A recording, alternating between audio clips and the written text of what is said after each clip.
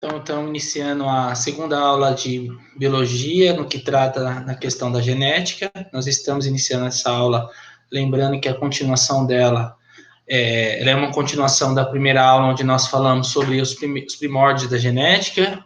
Eu falei algumas questões relacionadas ao quanto é importante esse estudo para ciências biológicas, para a humanidade de uma maneira geral.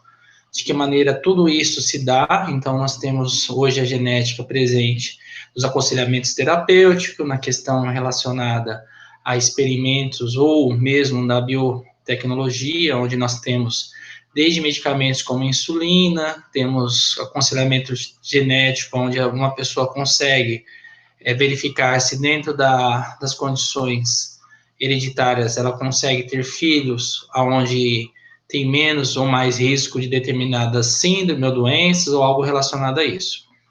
Então, nós temos hoje, dentro da genética, também questões florense, né, onde você consegue, dentro dessas características do crime em questão ou dos questionamentos jurídicos, você conseguir encontrar formas de responder algumas questões. E aí eu comentei com vocês sobre essas possibilidades, né? E aí também falei sobre as questões relacionadas aos primórdios da genética. Então, uma das coisas que eu comentei foi sobre Gregor Mendel, onde esse monge agostiniano, né, que nasceu na cidade de Heisendorf, na Áustria, e foi servir em Brno, uma cidade da antiga Tchecoslováquia, aonde ele foi um monge agostiniano na Ordem de São Tomás, aonde ele conseguiu, por meio dos seus estudos com as ervilhas, trazer, né, para a humanidade todo um conhecimento sobre questões relacionadas à genética.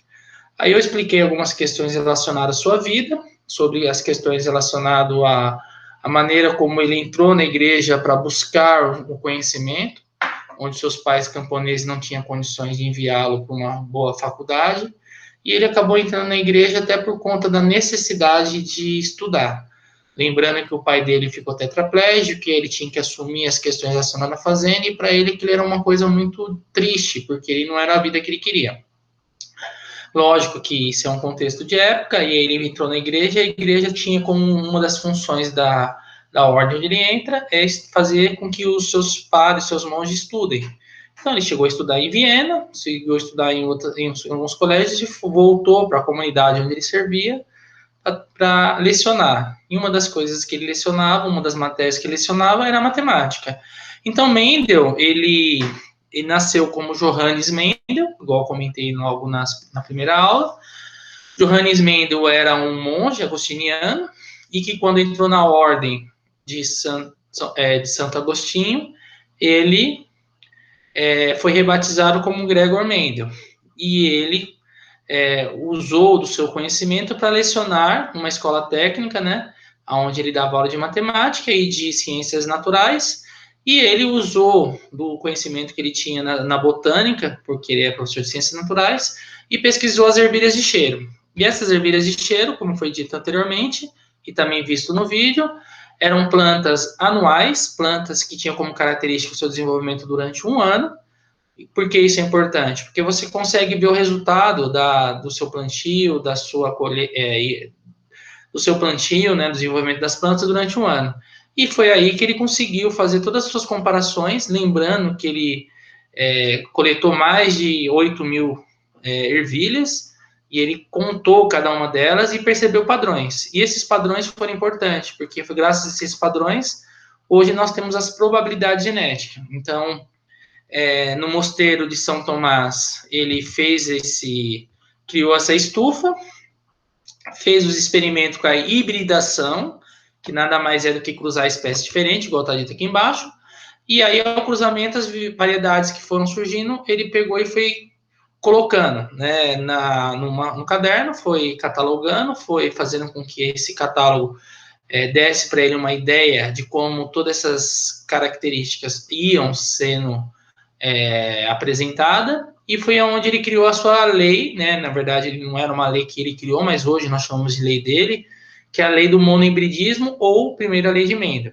Então, a primeira lei de Mendel nada mais é do que a ideia, né, que se tem dentro daquilo que ele estudou, aonde as características de um indivíduo é passado para o outro dentro de regras estabelecidas por padrões, né, de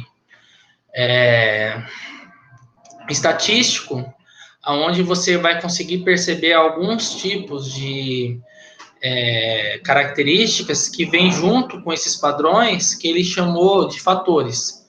Fatores esses que hoje nós estudamos como gene, mas que na época ele chamava de fatores, que ele deu o nome de dominante ou recessivo.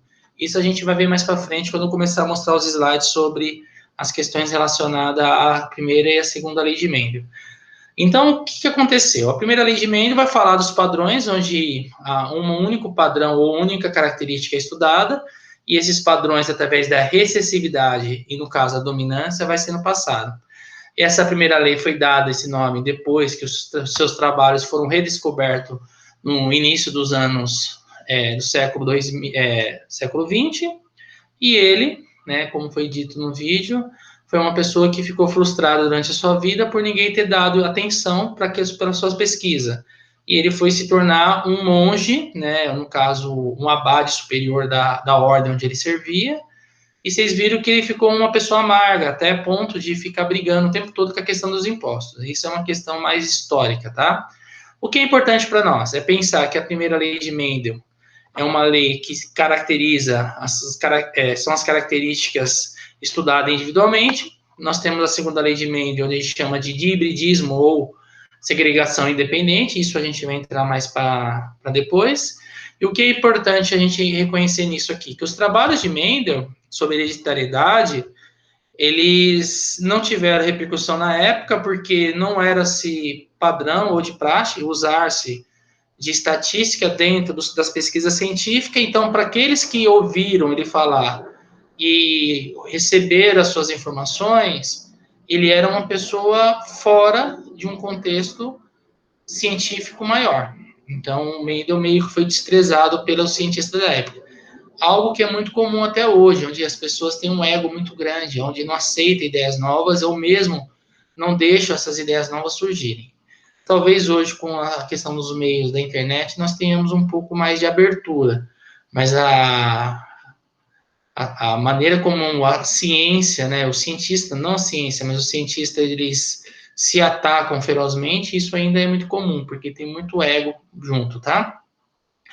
Então, vocês estão vendo aqui que depois ele se tornou abade superior e os deveres dele passou a ser mais administrativo e ele não quis mais trabalhar com as ervilhas. Então, o gênio, que numa época foi incompreendido, foi abandonado e hoje nós temos a Mendel como pai da genética, algo que não foi reconhecido na época. As obras dele foram redescobertas no século XX, igual foi dito. Johann Gregor Mendel, na verdade, Johann é o nome de batismo, mas Gregor Mendel é o nome na parte relacionado à sua conversão para o mosteiro. Nasceu em 1822, morreu em 1884, numa cidade de Brunn, lá onde ele tinha se ordenado abade, depois abade superior. As experiências sobre as plantas híbridas, ele chegou a publicar numa revista na Bélgica, e graças à revista foi descoberta, e depois os seus trabalhos foram estudados, e hoje é tido como uma coisa muito importante, tá? E nós temos hoje a ciência, né, genética como algo muito próximo, né, muito próprio, na verdade, de uma área das ciências biológicas que tem um grande interesse, né, já comentado anteriormente. E o que o Mendel estudou? Na verdade, o Mendel, quando começou a estudar as características das plantas, a primeira coisa que ele fez foi separar, né? Vamos lembrar sempre, né? A ervilha é uma planta anual, desde a sua semente até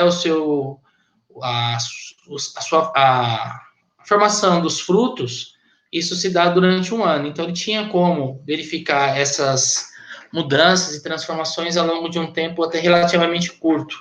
Então, a planta ervilha era muito interessante por causa disso. E os padrões que ela tinha relacionado a algumas características era muito marcado, era muito distinto. Então, quando ele estudava, por exemplo, as ervilhas, ele falava assim, olha, se eu estivesse estudando forma, não me importa a cor. Se eu estiver estudando cor, não me importa a forma. Se eu estiver estudando a forma da ervilha, não me interessa a cor da flor, ou a cor da vagem, ou o tamanho da planta. Uma coisa é uma coisa, outra coisa é outra coisa. Parece isso meio óbvio, ou meio até bobo de falar, mas é isso que ele fazia.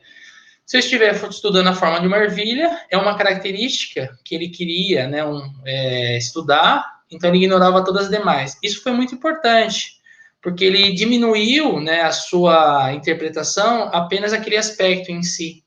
Então ele percebeu que a forma da ervilha, ela poderia ser lisa ou rugosa. Então havia padrões de ervilhas lisa, padrões de ervilha rugosa. Havia, né, cores da ervilha, né, no caso amarela ou verde. Então, se ele estivesse falando de cor, ele não falava da textura. Se ele estivesse falando da flor, da planta, ele não interessava para ele a cor da ervilha e nem a textura da ervilha. Então, tinha flor branca e flor violeta. Se ele estivesse falando da vagem, tinha vagem que tinha a textura lisa e textura rugosa. Então, para ele não importava a cor da vagem, importava a textura da vagem. Então, aqui é lisa e aqui é rugosa. Se ele estivesse falando da cor da vagem, ele ignorava a textura. Então, ou é amarela ou é verde. Então, isso foi importante. Por exemplo, o lugar que a planta tem, né, a maneira como as flores nascem. Tem essas posições que ela vem na lateral, que a gente chama de axilar. Então, ela nasce na lateral da planta, como se fosse na axila, né, da planta. E tem flores que nascem na porção terminal da planta. Então, ele falou assim, ó, então a planta ela pode ter padrões axilares ou terminais. E quando é o tamanho? Ah, pode ser grande, pode ser pequeno. Maior de 3 metros ou aproximadamente 30 centímetros.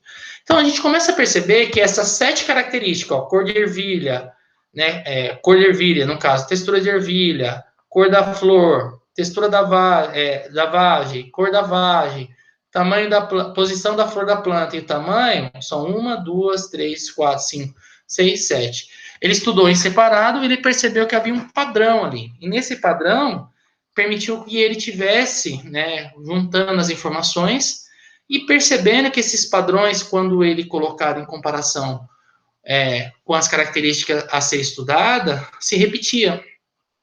E é algo muito importante nas ciências, no caso da genética. Vocês vão entender mais ou menos o que é isso. Como que foi o experimento dele? Lembra que a gente está falando de textura aqui. Esquece cor, tá? Falando textura. Todos os indivíduos têm uma geração, por exemplo, parental, que é o P aqui, ó. São os indivíduos que vão iniciar a geração. Como que funciona? Você tem um pai, você tem uma mãe. Então, você é um indivíduo dioico, que tem uns padrões, tem informações que vêm do seu pai e da sua mãe, que no caso seria os cromossomos. Esses cromossomos vão se parear, vão ficar um ao lado do outro e vai formar você. A sua esposa ou seu marido vai ter a mesma coisa, tem informações do pai e da mãe, vai ter cromossomos do pai e da mãe dela que vai se juntar para formar um parzinho. Então, vamos imaginar que essa letra A aqui é uma informação que ela recebeu do pai. Essa informação da mãe. Mesma coisa do outro lado. Aqui tem as letras maiúsculas e as letras minúsculas. Então, ele pegou duas plantas que tinham característica diferente. No caso, o que ele estava estudando era a textura lisa e textura rugosa, e cruzou ela. Como que ele cruzou ela? Uma outra característica que foi falado na aula anterior é que as plantas elas tinham suas pétalas fechadas. Então significava que a parte masculina, que a gente chama de antera, que tem o pólen, que seria uma espécie de espermatozoide da planta. Não é espermatozoide, tá? É os gametas masculinos, mas vamos imaginar que seria o espermatozoide da planta. E a parte do pistilo, onde vai estar o óvulo, ela estava na mesma flor, que é a estrutura reprodutora da planta.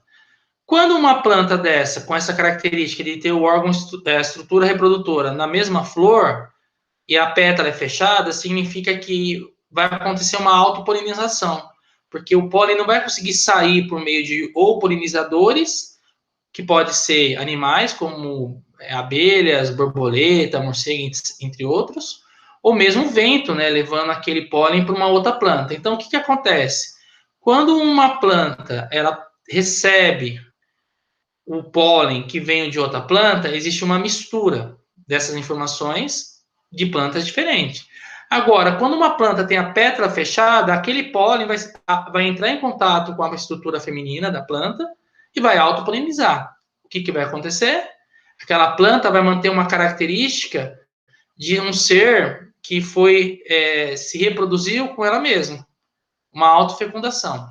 Então, o que ele percebeu? Que quando ele pegava ervilhas que tinha textura lisa, todas as descendentes dela era lisa, por várias gerações. Então, pegava uma planta lisa, plantava, continuava lisa. Pegava uma outra planta lisa, continuava lisa.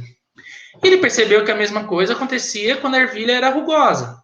Então, pegou uma planta rugosa, outra planta rugosa. As gerações sempre seriam rugosas. Ele chamou essa geração P de plantas puras, que era a planta que na natureza se apresentava dessa forma. O que ele fez? Falou assim, e se eu abrir uma planta dessa, vocês viram no vídeo, cortar o pólen dela e esfregar na estrutura reprodutora chamada pistilo da outra, que no caso está na flor também. Se eu pegar o liso e cruzar com o rugoso, então isso acontece na natureza de forma natural? Não. Mas ele pegou, abriu a flor, tirou o pistilo não, tirou a antera, que tinha um pólen, esfregou na outra planta que ele tinha castrado, arrancado a parte masculina e deixado só a parte feminina da planta e cruzou. O que aconteceu depois desse cruzamento? Ele esperou a planta germinar, lembrando que a germinação se dava tudo durante um período curto, por isso que ele gostou de estudar essas ervilhas. Essas ervilhas é de um gênero, né, de uma espécie chamada Pisum sativo, conhecido popularmente como ervilha de cheiro. E o que ele percebeu? Esses puros, né, que são a geração P aqui, que nunca tinha sido cruzado entre eles, teve o F1, que é os primeiros filhos. E ele percebeu que todos os indivíduos nasceram liso. Aí ele achou estranho, falou assim, como que eu posso ter uma ervilha lisa, cruzando com uma rugosa e nascer todas lisas? No mínimo, intrigante. Se fosse uma outra pessoa, falar, então, é uma forma que Deus quis fazer na natureza, pronto. Só que ele não se contentou com aquilo. Ele era um cientista, além de ser um religioso, acima de tudo, ele era um cientista. Ele tinha esse espírito investigativo. O que ele fez? Ele pegou essa planta, que já tinha as pétalas fechadas, e deixou ela se autofecundar. É como se você pegasse ela e cruzasse com ela mesma. Nesse momento que ela cruzou com ela mesma, pelo fato de ela ter a parte masculina e a feminina, que é o pistilo e as anteras na mesma flor, fez com que houvesse a segunda geração, né, no caso seria a terceira, se for considerar a primeira, a partir desse cruzamento inicial aqui de plantas puras. Essa que ele chamou de híbrida, por quê? Uma hibridização é uma mistura de dois seres diferentes. E nesse caso, o que aconteceu? Ele percebeu um padrão. Ele percebeu que a planta continuou produzindo, em sua maioria, texturas lisas, como essas três que vocês estão vendo aqui, essa e essa, mas ele percebeu que tinha uma rugosa aparecendo, algo que não apareceu no F1. E aquilo o intrigou, falou assim, como que eu posso ter uma geração inteira só de ervilhas lisas, e depois na outra geração, que não tem mais nenhuma ervilha rugosa, apareceu uma rugosa? E foi aí que ele começou a criar, né, outros experimentos usando aquelas características que eu falei anteriormente, da altura da planta, posição das flores, textura de vagem, cor de ervilha. Então, ele começou a pegar essas outras características e estudar em separado. E ele percebeu que sempre haveria de dar essa característica da maneira como está aqui. 3:1. Não importa se era a cor da vagem, se era a cor da ervilha, se é o tamanho da planta ou se era a posição das flores. Sempre dava um padrão 3:1. Aquele que mais aparecia, ou seja, aquele que tinha um predomínio em termos de características sendo apresentada, ele falou que era um fator dominante. E aquele que aparecia apenas em algumas condições, ele chama de recessivo. Se a gente olhar para essas ervilhas aqui, já dá para se imaginar que o padrão dominante é a característica lisa. E o padrão recessivo é a característica rugosa. Então, o que é uma coisa dominante? É algo que se sobressai, algo que vai tomar a frente do outro. E o recessivo é aquele que vai ficar ou escondido ou não vai aparecer. Então, dessa forma, o que nós vamos ter? Padrões que Mendel começou a estudar. Então, nós vamos ter mais para frente essas informações melhor detalhadas. Mas o que é importante vocês entenderem aqui? Se a gente olhar para essa tabelinha, esse quadro é quadrado chamado quadro de Punnett. Se vocês olharem aqui nessa primeira imagem, ó, a ervilha ela é formada pelo óvulo e pelo pólen, que seria o espermatozoide. Imagina que isso aqui seria espermatozoide e isso aqui seria o óvulo. Seria igual uma pessoa. Nós temos o nosso pai, que forneceu o pólen, que seria o espermatozoide, e nossa mãe, que forneceu o óvulo. Aqui é a mesma coisa. Então, todos os indivíduos dioicos, né, que são indivíduos que são formados por pai e pela mãe, vão ter como característica a presença de um fator vindo da mãe e um fator vindo do pai. Um fator vindo da mãe e do pai. Aqui no caso, do pai e da mãe. Então, ele chamou os fatores liso de azão, azão, os fatores rugoso de azinho, azinho. E quando você mistura as informações para dar um novo indivíduo, é como se você pegasse e tivesse um filho, você vai mandar uma parte da informação para o seu filho e outra parte vai vir da sua esposa.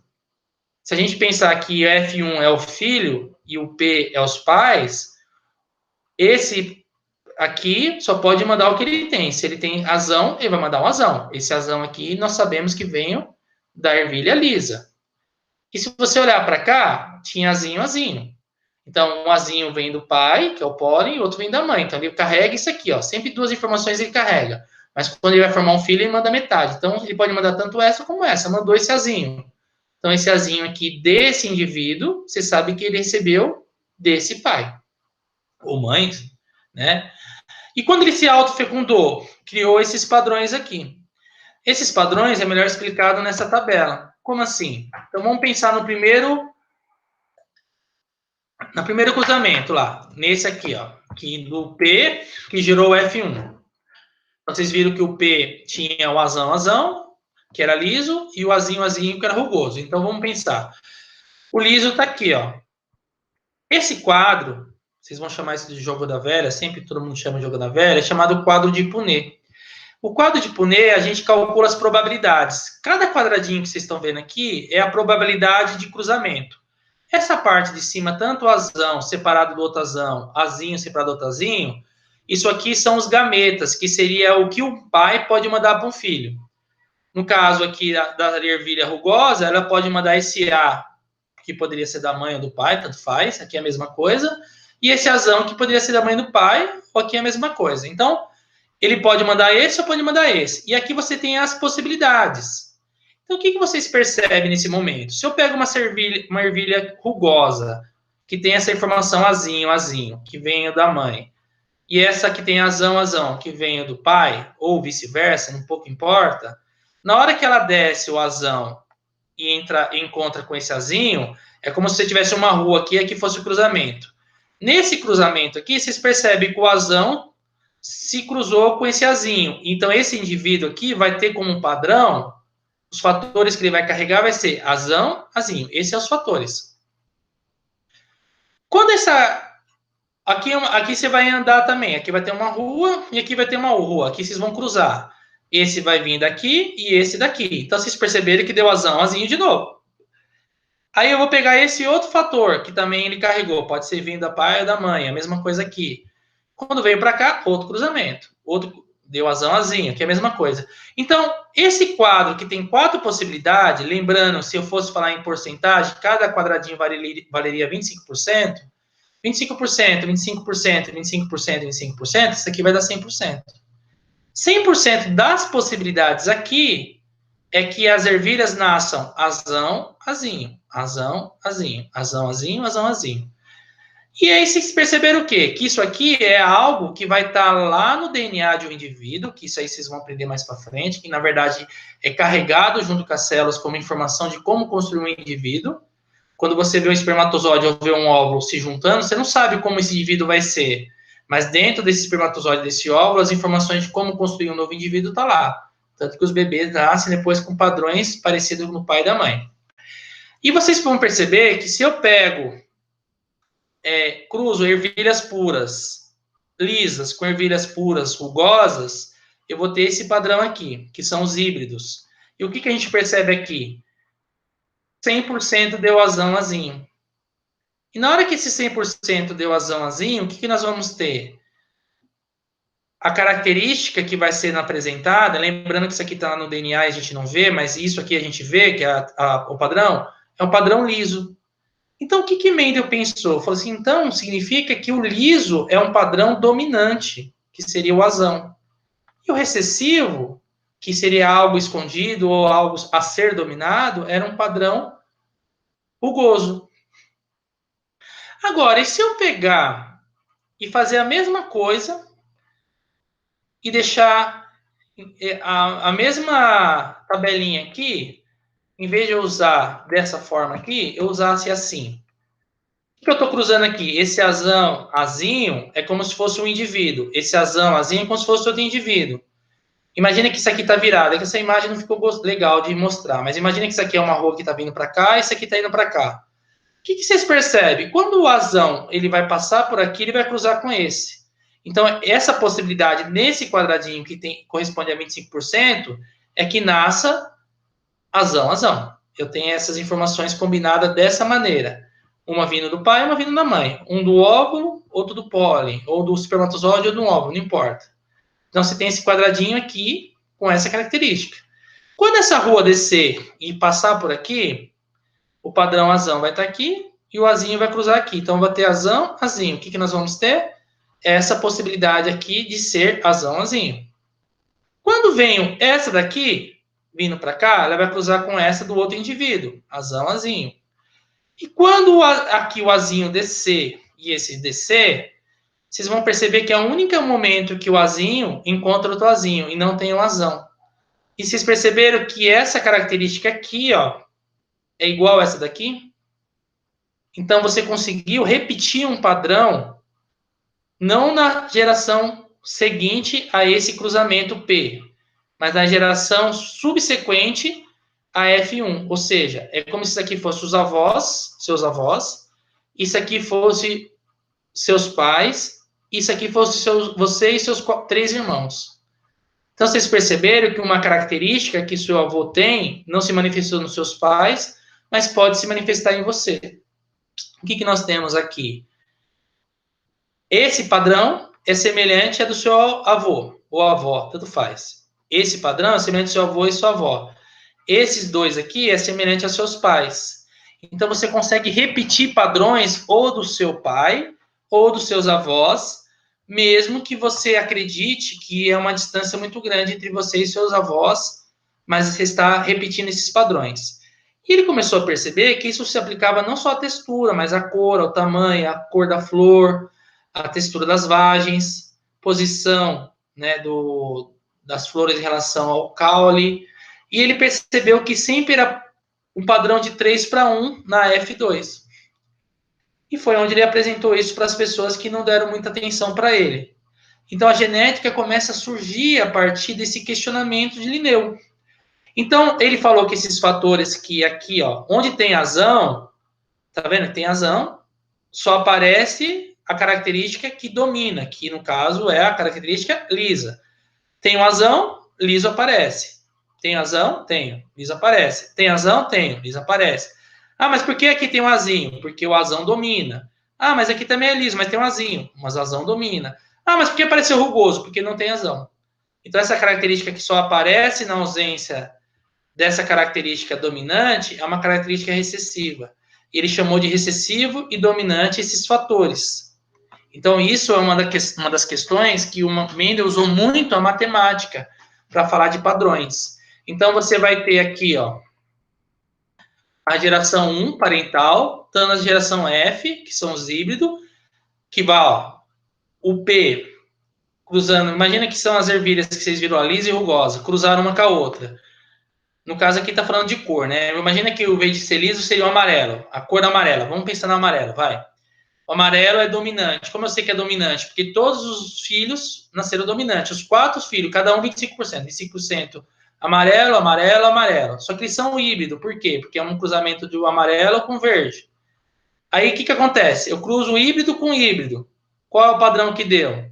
1, 2, 3 amarelo para 1 verde. Então, nesse momento, você tem um cruzamento agora, no caso, a característica cor de ervilha, que no caso o amarelo e verde, sendo que o amarelo, estou falando cor, não estou falando textura, amarelo é dominante, verde é recessivo. Como eu sei? Porque a geração F1, a primeira geração, nasceu todas amarelas, então significa que os padrões de cor amarelo predominou aqui. E aqui eu apareci um padrão recessivo verde, por quê? Porque esse padrão verde, ele só apareceu na ausência do padrão dominante, que é o amarelo. Foi tudo que eu expliquei para vocês. Essas informações aqui deu base para a genética como nós conhecemos hoje. Como assim? É isso, ó. Você tem um amarelo, né? Se você pegar o amarelo, tem uma informação que vem do pai e da mãe. Lembra que sempre a gente vem duas letrinhas, por quê? Uma é do pai e uma da mãe. Uma do pai e da mãe. Aqui o amarelo é uma característica dominante. Como eu sei que é dominante? Primeiro que está representado pelas letras maiúsculas, se você tivesse isso uma prova no vestibular. Aqui minúscula. Isso já é um indicativo. Segundo que a cor amarela aqui, ó, tá junto com essas letras maiúsculas. Aqui está a verde. Na hora que cruza, o que se espera que aconteça? O A se combine com azinho. Vai formar o quê? Azão, azinho. Como o azão ele é dominante, vai acontecer isso aqui, ó. O azão, azão, vai combinar com o azão, azinho. Todos vai ser azão, azinho. Porém, quem aparece? O amarelo porque é dominante. Quando eu combino azão, azinho com azão, azinho, ou seja, fatores híbridos são combinados, eu tenho padrões 3 para 1. 3 dominante por recessivo. 1, 2, 3 dominantes. Quando eu falo dominante, estou falando a textura. Para um recessivo, que no caso é a rugosa. Isso a gente vai ver mais coisa para frente. Então, isso aqui seria a segunda lei de Mendel, eu vou explicar mais para frente, não agora. Mas quando você começa a pegar as características que Mendel estudava, é sempre importante a gente pensar o seguinte: se eu estiver estudando a ervilha, não importa a cor de vagem. Estou pegando essas cores aqui, ó. Tá vendo que aqui tem mais amarelo dentro do que verde? Ah, professor, mas a vagem é verde. Eu não estou falando vagem. Se eu estivesse falando de água, você não vem falar para mim de terra. Estou falando de água. Então, uma coisa, outra coisa, outra coisa. O que eu estou falando aqui? Vocês podem perceber que a cor da ervilha predomina o amarelo. Ah, mas pode ser que tenha mais amarelo? Pode. Pode ser que tenha um pouco mais de verde? Pode. Mas na hora que ele pegou todas essas ervilhas, das 7.000 a 8.000 ervilhas, que ele colocou lá na sua mesa e começou a contar uma por uma, ele percebeu que o padrão sempre era 1, 2, 3 para 1. Ele percebeu que o padrão era 3 para 1 na questão de dominância. Então, isso permitiu que as leis de Mendel fossem estudadas separadamente. Então, olha, tá vendo que as cores amarelas estão aparecendo aqui? Esquece cor de vagem, tá? Nós estamos falando cor de ervilha. Então, ele fez isso com o quê? Ele fez com tudo, gente. Ele fez com os padrões de estudar para você estudar em flores, né? No caso, ele usou a flor da ervilha para saber as cores que dominava, tanto que a branca domina a púrpura. Ele pegou as posições que as flores elas estavam no caule, e ele foi fazendo isso. Né? Aqui é um exemplo um pouco mais... aqui já é uma outra questão, mas olha, essa flor roxa, né, no caso aqui, ó, vermelha no caso, ele colocou os genes como se fosse R, R maiúsculo, R maiúsculo. Errão, errão. Vou usar essa palavra. E aqui errinho, errinho. O que acontece? Quando você vai fazer um filho, você não manda toda a informação para o seu filho, você manda metade. Ou você pode mandar esse ou para esse. Mas se os dois são iguais, você mandou um R maiúsculo. Quando você mandar essa daqui, você só pode mandar um R pequeno ou um R maior. Você mandou aqui. Então, se você tem um R maiúsculo, um R minúsculo, essas plantas aqui eram o P1, os puros. Isso aqui são os híbridos, que são os gameta. O que nós percebemos? Os primeiros filhos. E os primeiros filhos, né, vão nascer características semelhantes aqui, tá? Olha o que ele fez aqui, ó. Em vez de colocar as letras, está colocando as cores, ó. Né? Você pode ver que é a mesma coisa. Aqui você tem texturas junto com cores. Então, ó, o que ele estudou? Cor, textura. Então, vamos pensar o seguinte, né? Esquece cor aqui em cima. Textura, qual é a textura dominante de uma ervilha? A textura dominante é lisa. Qual é a recessiva? Rugosa. Significa que eu espero ter 3 lisa para 1 rugosa. Então, eu estou falando de textura. Agora, vamos pensar na questão da cor. A cor que domina é amarela, então eu espero que seja 3 amarelo para cada uma verde. Então, verde é recessivo. Aqui eu tinha falado branco, na verdade é a púrpura, né? A roxa, ela é dominante. Então, o que eu espero que aconteça? Que a flor púrpura seja 3 dominantes para 1 recessivo, que é branca. O que se espera da textura da vagem? Estou falando textura da vagem, não estou falando cor. Que seja lisa dominante e rugosa recessivo. Eu espero que tenha 3 dominantes da cor da textura da vagem para uma recessiva que é rugosa. O que se espera da cor da vagem? O amarelo, que é dominante, seja 3 cor dominante para amarelo para uma cor verde. Então, esses são os dominantes. Liso, amarelo, púrpura, liso na vagem, amarelo na vagem. A posição da planta, vamos lá. Essas posições laterais, que a gente chama de axial da flor, ele chamou de dominante, porque sempre aparecia 3 dessa para cada uma dessa. Lembrando que ele estudou isso com mais de 8.000 ervilhas, né? No tripés e a própria semente. E ele percebeu também da questão relacionada ao tamanho. Tinha 3 plantas com 3 metros para uma até 30 centímetros. Então, esperava-se que tinha 3 altas para cada uma baixa. Então, essas 7 características aqui, Mendel estudou durante o período que ele cultivou as ervilhas nas estufas no mosteiro de São Tomás, na cidade de Brno, na região antiga Tchecoslováquia. E ele conseguiu trazer essas informações depois de vários anos fazendo experimento para apresentar para botânicos e cientistas na época, esperando que eles achassem aquilo uma coisa fenomenal, que de fato foi, que nunca ninguém tinha estudado isso, mas que foi desprezado por usar padrões matemáticos para explicar algo que até então as pessoas achavam que não tinha sentido. Então, para vocês perceberem a importância, né, de você estudar, de você buscar criar soluções para algum tipo de questionamento, criar suas teorias, criar suas hipóteses, buscar submeter a teste, apresentar isso para o meio e depois disso concluir se de fato o que você faz tem um fundo de realidade ou fato ou não. Isso é ciência. Tá? E no caso ele, infelizmente, foi desprezado, poderia ter sido uma pessoa muito bem reconhecida em vida, mas só foi ser reconhecido depois que morreu. Mas pelo menos voltou a ser reconhecido, né? Então, isso que eu estou comentando com vocês é muito importante. Aqui a gente vai mostrar, eu vou mostrar para vocês como que funciona, né? No caso, um cruzamento, só para vocês entenderem aqui, para não ficar tão complicado. Dá uma olhada aqui, ó. É o quadrinho que eu falei para vocês. Cada quadro corresponde a 25%. Então, vocês percebem que o padrão aqui é um padrão híbrido. O que é um padrão híbrido? Você tem uma maiúscula para uma minúscula, a maiúscula para um minúsculo. É como se fosse a geração F1. Então, eu vou cruzar eles. O F1 com o F1. Então, aqui são os pais, que são esses pretos. Vocês estão percebendo como que vai combinar? Esse Y vai vir para cá e esse vai vir para cá. Esse Y maior, o maior sempre na frente aqui e o menor aqui. Olha o cruzamento. Eu estou combinando esse com esse que vai cruzar aqui. A mesma coisa aqui, ó. Vocês já estão imaginando o que vai acontecer aqui, né? Esse espaço vazio vai pegar o Y menor com Y menor e vai ter um padrão recessivo. Então, eu vou ter um padrão de F2, lembrando que isso aqui são F1, 3 para 1. Então, eu vou 3 dominante, que são isso aqui, para 1 recessivo. É isso que vai acontecer.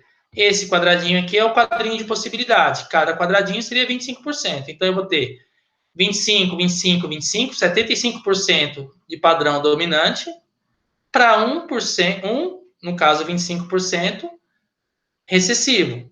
E vocês vão ver que isso aqui vai combinar e vocês vão entender melhor o que eu estou falando.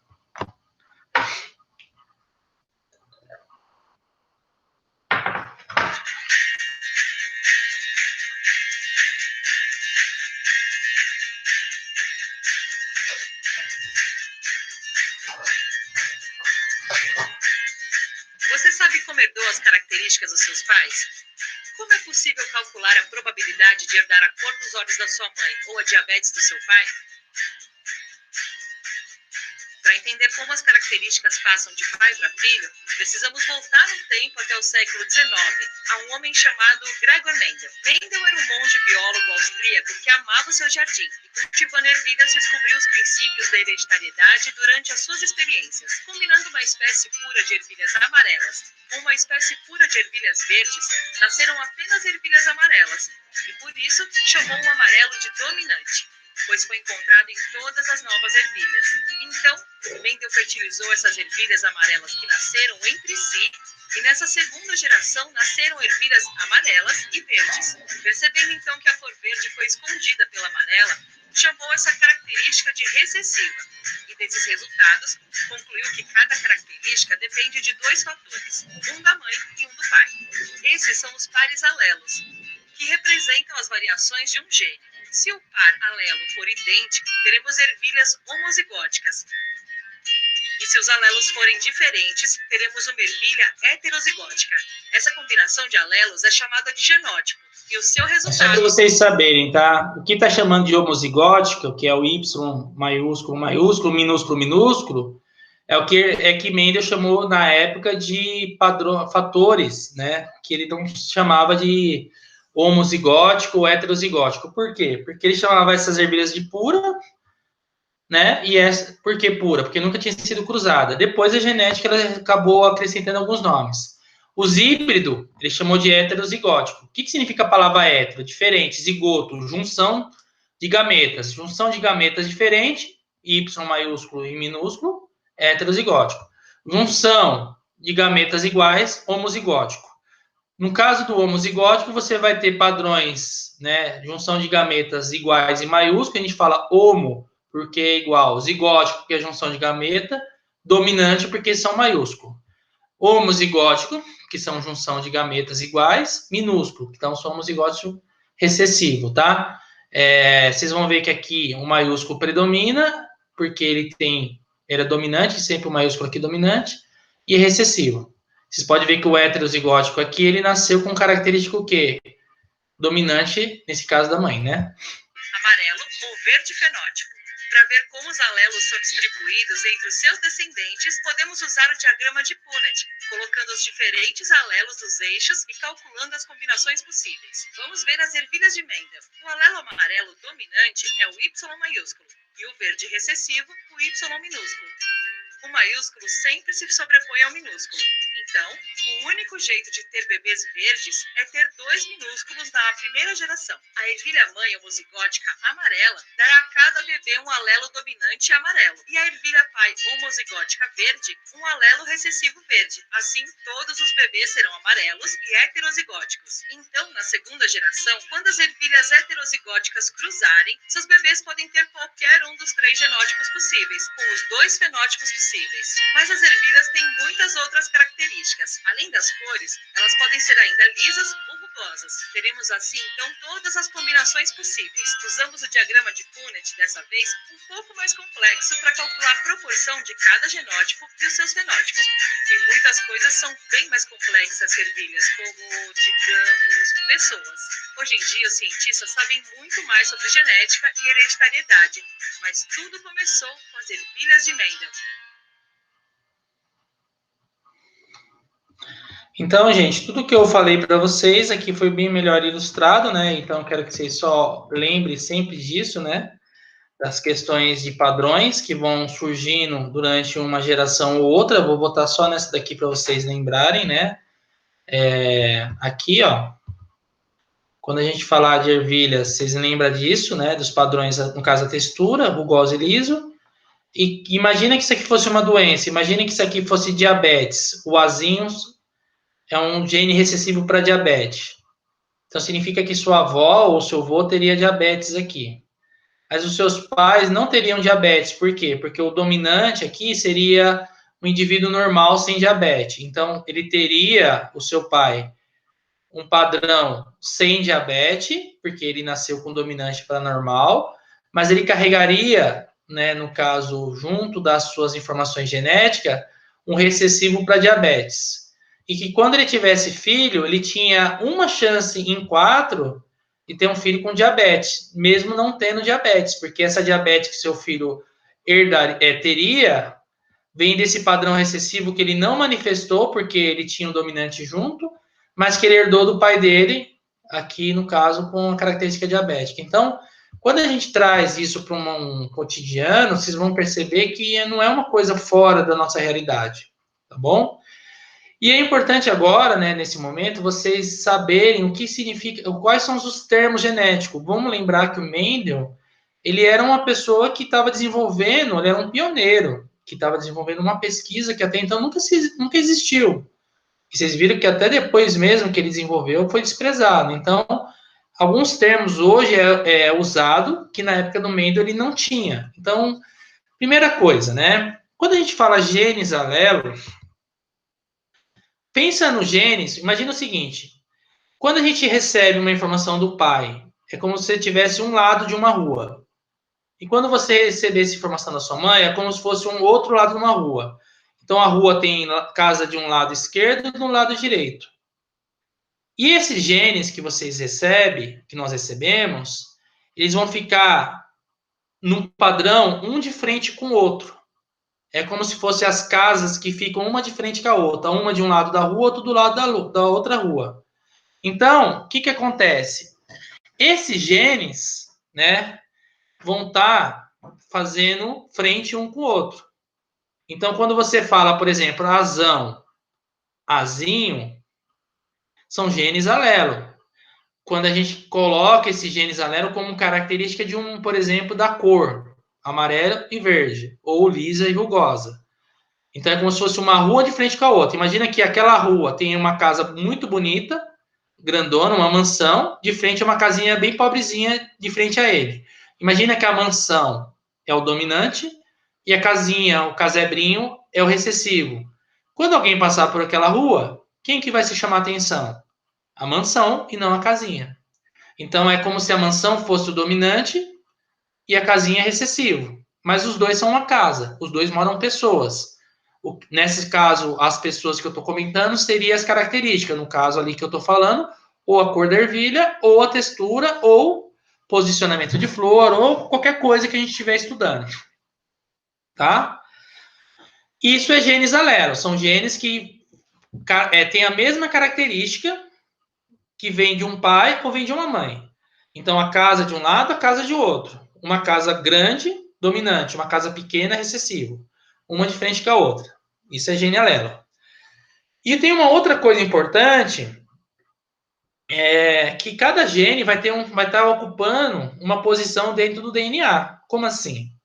As ruas são grandes. Imagina que você entrou numa rua que você conhece. Tem a casa que fica na ponta de uma rua, na outra ponta e no meio. O local onde esses genes estão dentro do DNA é o que nós chamamos de locus.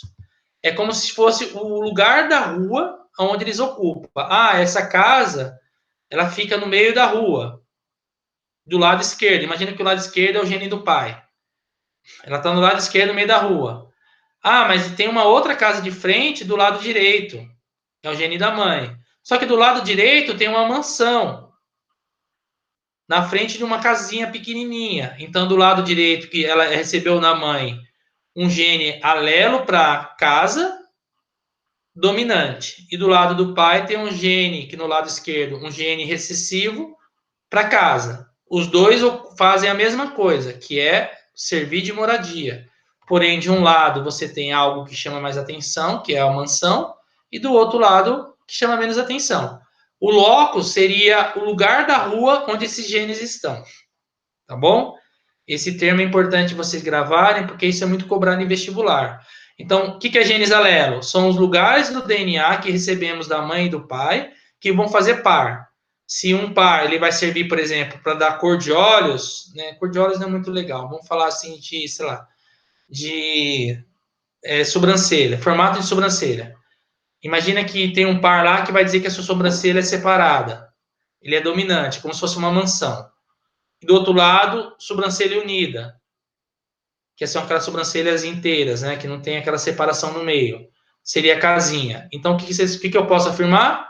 Que o gene para a sobrancelha separada é dominante, seria a mansão, e o gene para a sobrancelha unida seria a casinha, recessivo, e eles estão na mesma posição de frente para o outro, vindo de lugares diferentes, que no caso seria do pai ou da mãe. Então, eles estão numa posição na rua, que a gente chama de locus, fazendo uma função que é moradia, um com a característica dominante, outro característica recessiva, ou você também pode ter duas recessivas, você pode ter duas casinhas vagabundinha, né? Quando eu falo vagabundinha, pequenininha, uma diferente da outra, então as duas são recessivas. Ou eu posso ter duas mansão, eu posso ter o duplo dominante ou o duplo recessivo, que nesse caso é que eu chamei para vocês de homozigoto, porque são mansões e mansões, são iguais. Casinha e casinha são iguais. Iguais a gente chama de homozigoto. No caso, se é iguais mansão ou genes dominante iguais, que a gente chama de homozigoto dominante. Se são casinhas pequenininhas de frente com a outra, homozigoto recessivo. Agora, se for uma mansão e uma casinha, é heterozigoto, porque uma é diferente da outra. E cada uma vai estar numa posição da rua, que nós chamamos de locus, que é o lugar onde eles estão ocupando.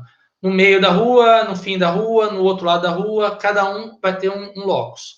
E aí vai entrar outros termos, por exemplo. O que é um genes recessivo? São aqueles genes, são as casinhas da rua. Lembrando que cada lado da rua é um DNA que você recebe da mãe e do pai, um gameta do pai e da mãe. Cada lado da rua vai carregar informações para construir o corpo de um indivíduo.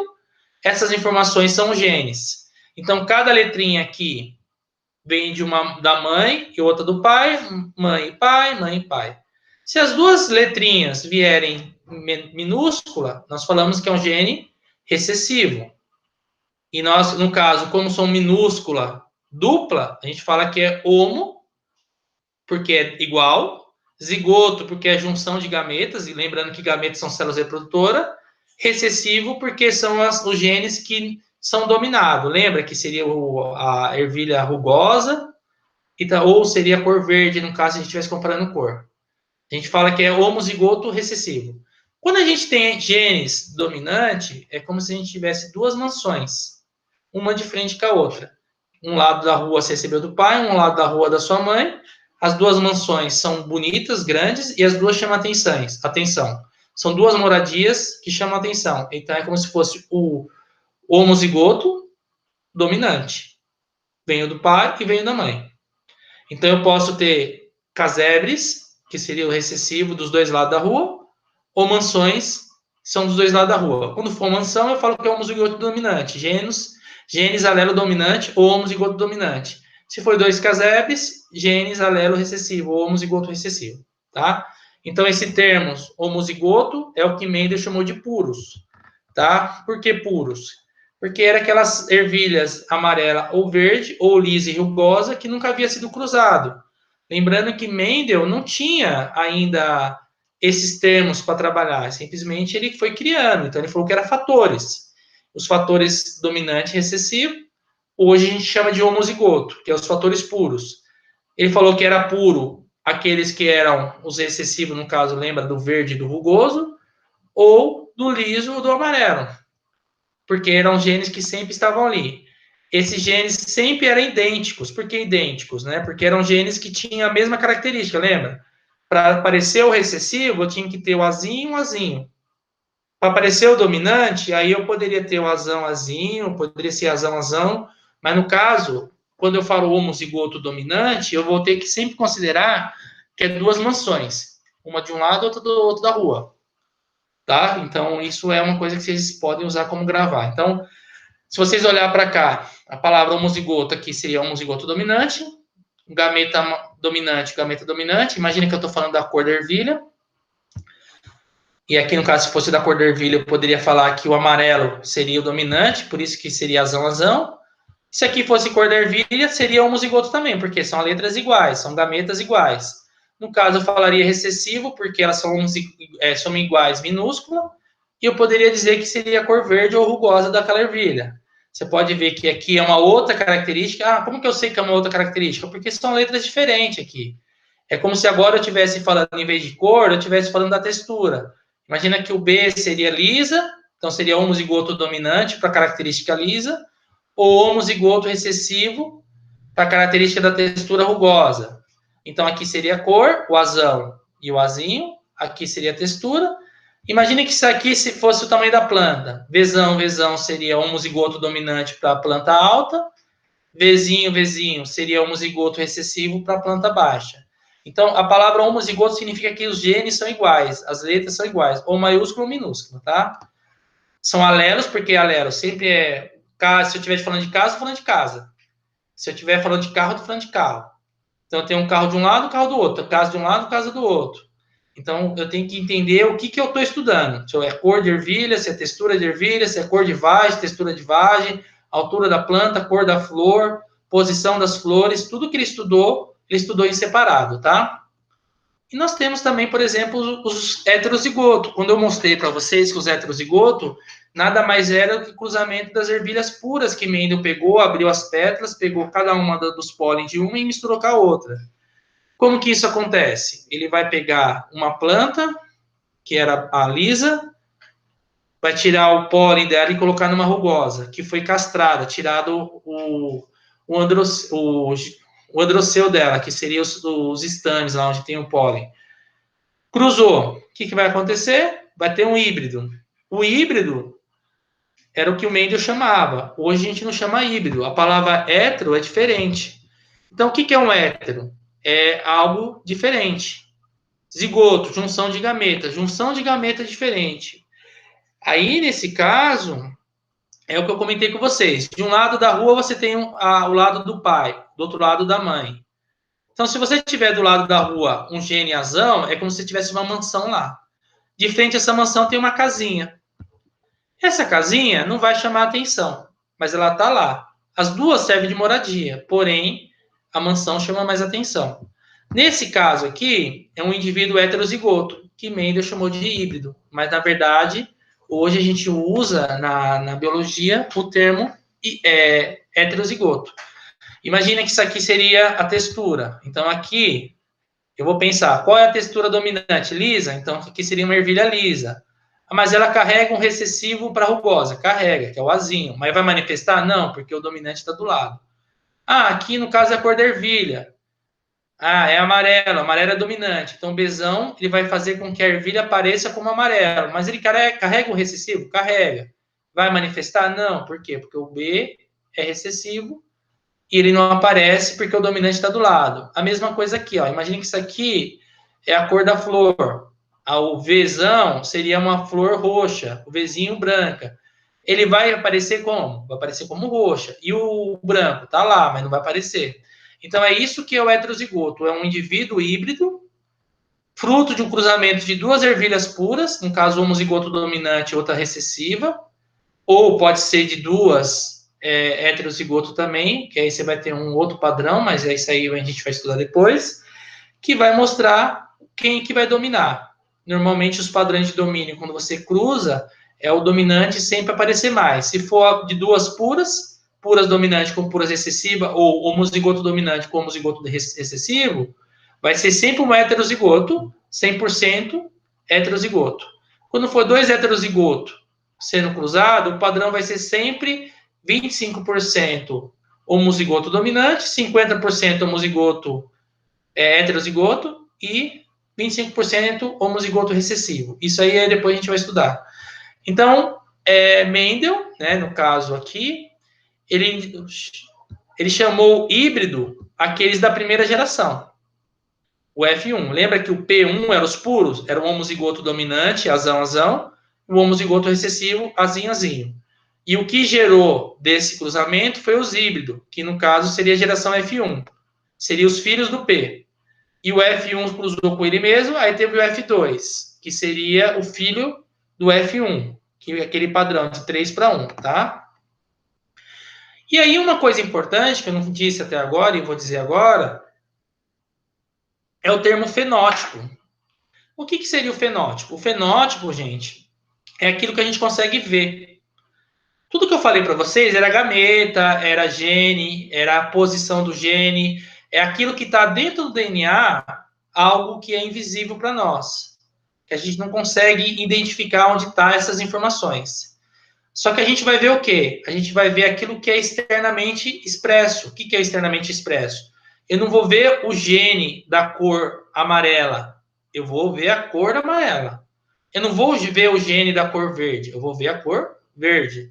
Aquilo que eu estou vendo, que é fruto daquilo que foi lido e construído no ser vivo, é o que eu vejo. Isso eu chamo de fenótipo. Então, se eu falar, por exemplo, sobrancelha junta e sobrancelha separada. Para a sobrancelha se tornar junta ou separada, aquele indivíduo vai carregar dentro das suas células, que vai estar ali na pele junto o seu rosto, genes, né, que seria os gametas, que você herdou da sua mãe, que vai ter a característica que vai expressar, ou seja, vai construir a minha sobrancelha separada ou junta. Só que eu não vou ver essas informações que vai construir a minha sobrancelha, só vou ver o resultado dessa construção. É igual você, por exemplo, ir na escola. Você não vai ver o projeto da escola. Você não vai ver lá todos os cálculos que os engenheiros fizeram, toda a medida que os pedreiros fizeram para construir lá a escola. Você não vê isso. Você simplesmente vai ver a escola pronta. A escola pronta é o lugar onde você consegue estudar, onde você está fazendo as suas atividades. Então, mas teve um projeto antes para construir a escola. Então, o projeto a gente não vê. Vamos pensar que o projeto é o gene. A gente não vê. Mas a gente vê a construção. A construção, aquilo que você consegue ver, é o fenótipo. Então, tem duas coisas que é importante aqui: fenótipo e genótipo. O fenótipo eu estou vendo, é o resultado. Eu entrei no hospital, eu não vi o projeto do hospital, de como tem que construir os corredores, como é a CTI, como a UTI, como que é a distribuição dos materiais ali da enfermaria. Eu não vi nada disso. Não vi nenhuma informação de como era para construir um hospital. Mas o que eu vi foi o hospital pronto funcionando. O hospital pronto funcionando é o fenótipo. A parte de construção, a engenharia, os pedreiros, toda aquela equipe que foram lá e realizaram a construção, isso é o genótipo. E é o termo que vocês têm que gravar aqui também, ó. As características internas é aquilo que é o projeto da construção dos seres vivos. Então, você, por exemplo, eu sou muito parecido com meu pai, eu tenho uma covinha que é igual ao do meu pai. Essa covinha é fenótipo, porque você está vendo. Aquilo que construiu a sua covinha é os genes que estão dentro da célula que fez com que esse projeto fosse construído. Ah, mas eu tenho a covinha igual do meu pai, mas eu tenho os olhos igual da minha mãe. Então, significa o quê? Que existe o genótipo para o olho que você recebeu dominante da sua mãe, o genótipo dominante para a covinha do seu pai, então seu pai mandou um dominante para a covinha, e um recessivo para olho. A sua mãe mandou um dominante para olho e um recessivo para covinha. Então, o que é legal da genética é que você consegue entender, se você estudar em separado as características do indivíduo, de maneira que você entenda que essa mistura de informações do pai e da mãe não vai gerar um indivíduo mais pai, mais mãe, em termos de característica. Vai ser uma mistura. Ora, eu sou dominante recebendo isso do meu pai, ora, eu sou dominante recebendo essas informações da minha mãe, ora eu sou heterozigoto, ora eu sou homozigoto recessivo, porque eu recebi recessivo do pai e da mãe, ora eu sou homozigoto dominante recebendo dominante do pai e da mãe, e as expressões de tudo isso, que é a maneira como as informações vão ser lidas e construídas, e o resultado disso é o que eu estou vendo, é chamado de fenótipo. E o genótipo? O genótipo é todo esse projeto, como se fosse o escritório de engenharia que construiu a escola, o hospital, o presídio, algo que eu não tenho acesso. As informações eu não consigo ver, não dá para visualizar. Mas eu consigo entender que essas informações estão lá. Por que eu consigo entender? Porque eu vejo isso expresso através das características. Ah, uma pessoa é alta, é baixa, é magra igual a mãe, é gordo igual o pai, é forte, é fraco. Então, isso é o genótipo, tá? São os projetos. Eu vou colocar isso aqui para vocês, para vocês vão entender um pouquinho melhor.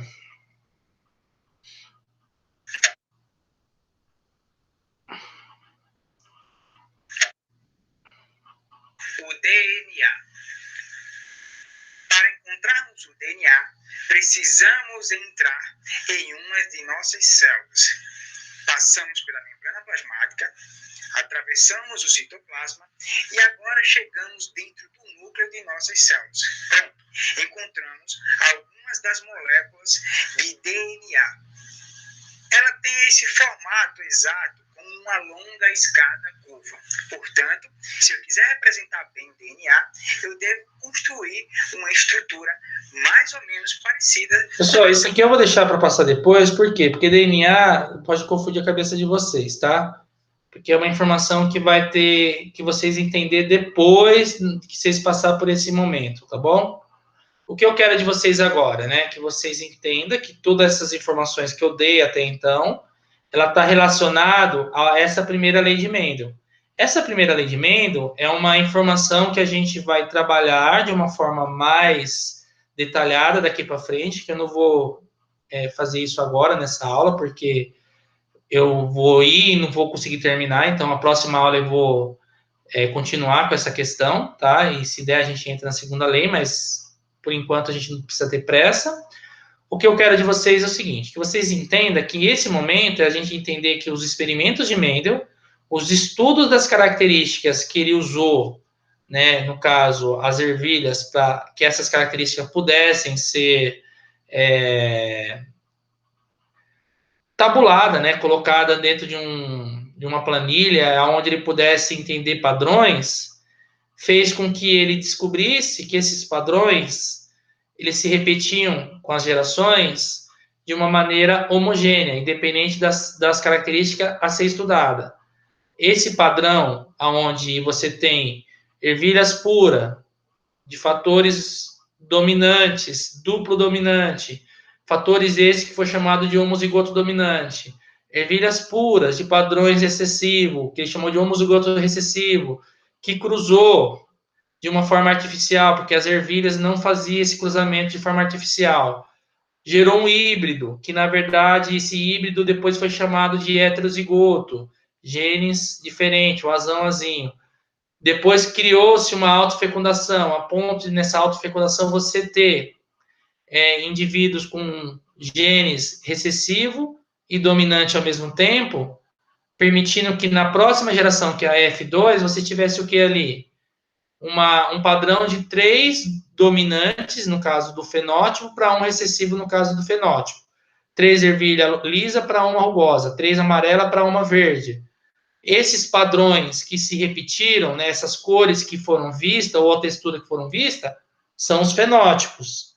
As letrinhas, que são as informações de como construir a textura ou a cor, são o genótipo.